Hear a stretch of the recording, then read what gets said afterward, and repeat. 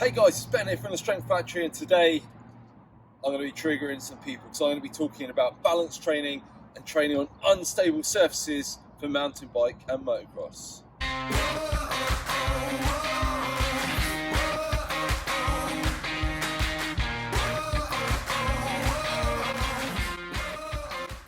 Over the last few years, you can barely turn on your social media without seeing a video of a pro rider or maybe just someone you know doing some sort of training on an unstable surface. So maybe they're on a wobble cushion or a Bosu ball, or they're standing or kneeling on a Swiss ball, maybe doing another exercise at the same time, okay?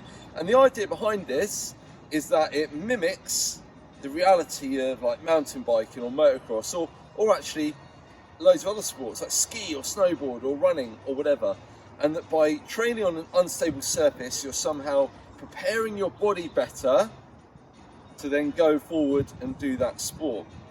Before we talk about the ins and outs of the actual instability training, let's go back a step to strength training and what we're trying to achieve when we go to the gym. What are the adaptations we're trying to get in the body, okay? So if we talk about a really simple example of a squat, okay, over time we're trying to maybe do more reps, so we've got more capacity. We're trying to lift a heavier weight so we can create more force. Maybe we're trying to move more quickly with that higher weight or a lighter weight so we can create more power, okay?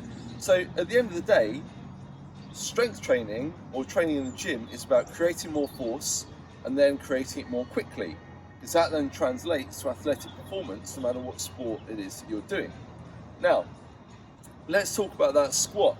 And if I'm on a nice stable base on the floor, whether it's bare feet or lifting shoes or whatever, but I'm on a concrete floor and I've got a weight on my back or a goblet squat, I've now got a really solid foundation to press from, to create tension through my body and to then create force. Create more force over time, you get stronger. Similarly, I want to move the weight quickly, bang, driving up out of the bottom of that squat. When I'm connected to the floor, when it's nice and solid, I can do that quicker, I can move more quickly, I can get better adaptation to my hard work and to my training, which is the name of the game in the gym. Now, let's introduce, a wobble cushion, a Bosu ball, or any sort of, Indo board, whatever, okay, some sort of unstable surface. And do you think you can lift as much weight? Can you create as much force through the floor? Can you move as powerfully? The answer to all those questions is no, you can't, because you're spending a lot of your time and energy trying to correct all those little movements and less energy and focus and muscular effort on actually moving quickly, moving powerfully, or moving a larger weight. So you can see there that straight away, when we introduce an unstable surface, whether it's under your feet or under your hands or, doing bench press, lying on a Swiss ball or something, that we can now create less force and we're therefore going to get less adaptations, okay, for your hard work and for your effort. And so straight away there, I'm thinking, maybe unstable training isn't the one.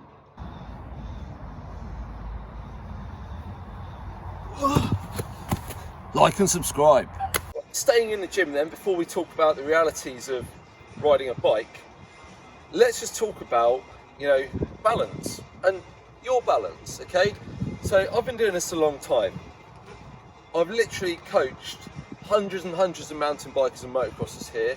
And when I look at the general public, pre-doing Strength Factory, hundreds and hundreds. And so in my career, I've probably coached a couple of thousand people, and I'm not exaggerating, okay?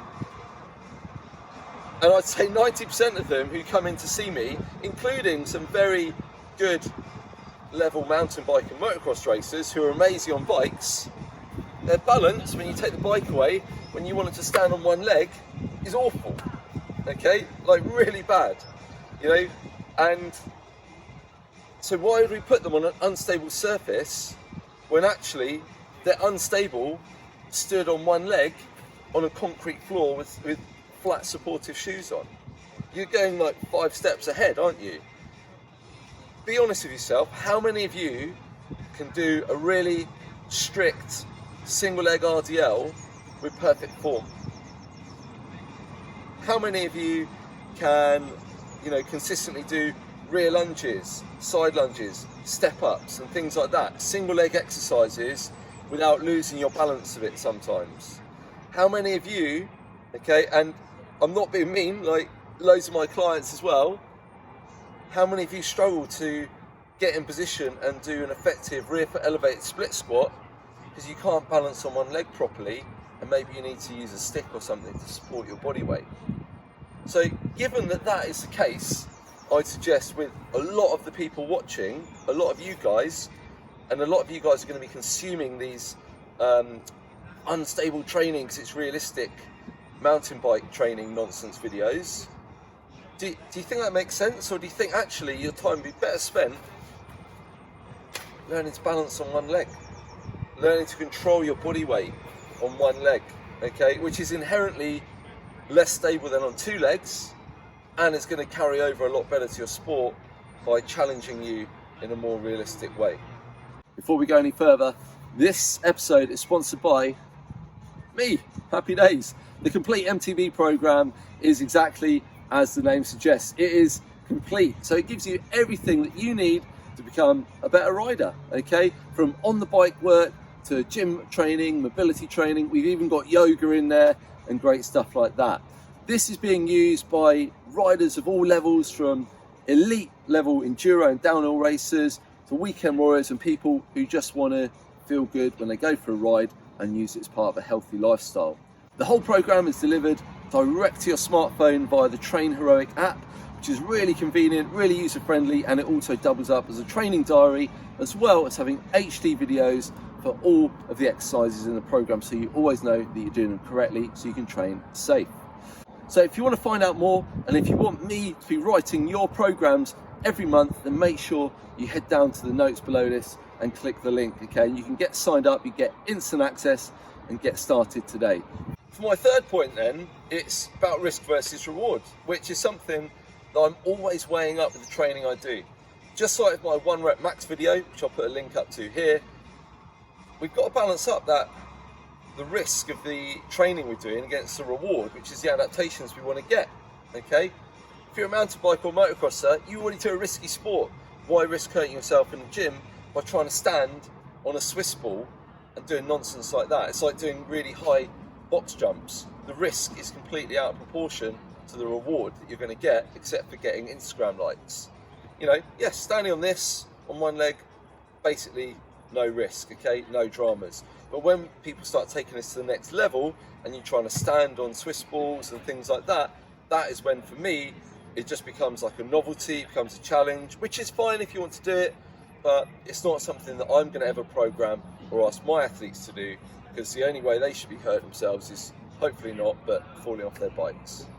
Let's talk about on the bike then, and the reality of how stable or unstable riding a mountain bike or motocross bike is, because I think a lot of people think that it's all pretty like wobbly and jittery, because that's what you do when you're doing your instability training videos or whatever, okay? But go and watch go watch something now, go and watch an edit, okay? And I think you'll see that, especially as the better riders, they're not like really wobbling and jigging about and unstable. It's actually quite a stable environment, where they maintain a really constant posture, and yes, some forces come through the feet and ankles, some forces come through the bars, but actually it's not as chaotic as you might first think it is. You might think, oh, it's really unstable and moving around, but it just isn't. Go and watch those videos. I'm going to put some slow-mo up now, and you can see that, the ankles move. They've got a mixture of like suppleness and stiffness, okay? And your arms, there's a little bit of movement side to side, but most of the movement is here, And so actually, does unstable and balance training replicate what we do on a bike? I don't think so. Still talking about the bike then, what we've got to think about is how we interpret the trail, because that then determines the body positions that we adopt to maintain your balance over the bike, okay, to maintain grip on the bike and to make sure that you are balanced so that you don't topple over or slide out, okay?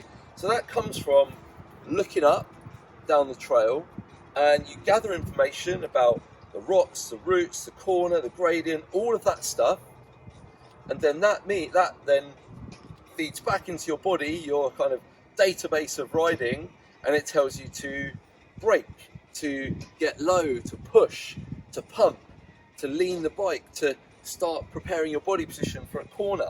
All of this stuff. What isn't happening, hopefully at least, is that your body is just reacting to basic things that unexpected stimulus coming through the bike. So through the floor, through the bike, through the suspension, through the pedals, through the handlebars, which is basically what you're kind of preparing for when you're doing this instability training. Like when I'm standing on this and I'm wobbling around, all I'm doing is my body's taking like feedback from this through my feet, okay, and through my lower leg, and then my nervous system's working to maintain my balance, my center of mass over my foot here, which keeps me from falling over basically. It's a very different thing to a bike where your body position and your balance on the bike is all about gathering visual information, preparing yourself, and almost being proactive, whereas this balance training is more reactive. Okay, so I'm going to throw a spanner in the works here, because as always, I don't like to talk in absolutes. I have an opinion on most things to do with training, but rarely are things black and white, and this is one of them. Number one, I think I mentioned earlier, physio, rehab, okay? There's absolutely a role for this sort of training in that world as directed by your rehab professional, okay? Let's put that to one side. Number two is, using it as a warm-up, okay? It's engaging. Often people really enjoy doing this stuff, and for me as a coach, writing a program or coaching someone in the gym, that is really relevant, okay? No matter what level of rider or athlete they are, if I can get them to have fun in the sessions, then they're more engaged, and we're probably going to get better results from the broader training.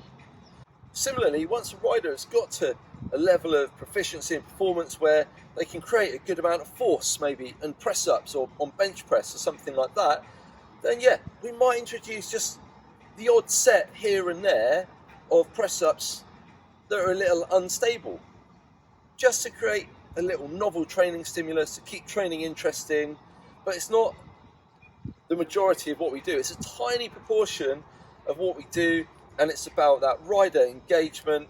They usually enjoy doing it. Maybe you get to feel the core working, so we do it as part of conditioning, as part of a little core workout at the end, okay? And every time you put something like this in a rider's hands and it moves about a bit, they can kind of feel and make that connection to the bike, which is really important and it is valuable. And so in that sense, I will sometimes do exercise like that, and if you go back through my Instagram, you will no doubt find me doing like a press up on the TRX straps or something like that.